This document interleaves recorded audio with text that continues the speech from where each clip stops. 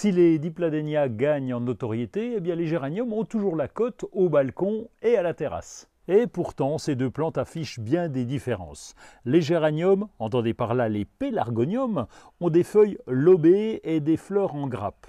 Alors que les dipladénias, appelés aussi mandevilla, ont des feuilles ovales et des fleurs en forme de trompette.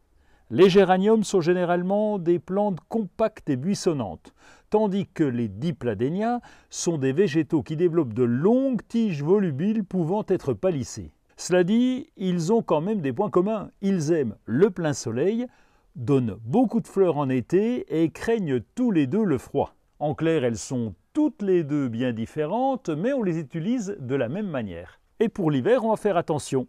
Les géraniums sont généralement gelifs à partir de 0 degré. Certaines variétés peuvent tolérer des températures légèrement en dessous de 0 pendant de très courtes périodes.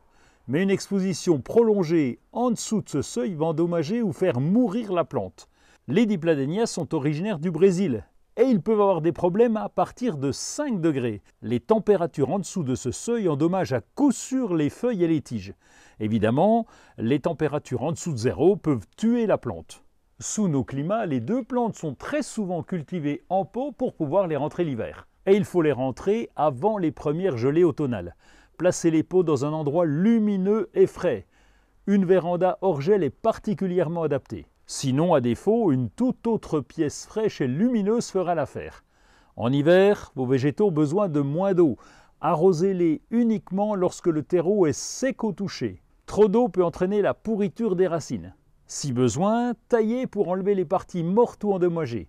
Et si vous ne pouvez pas rentrer ces végétaux à l'intérieur, bien couvrez-les avec un paillis épais ou un voile d'hivernage pour les isoler du froid.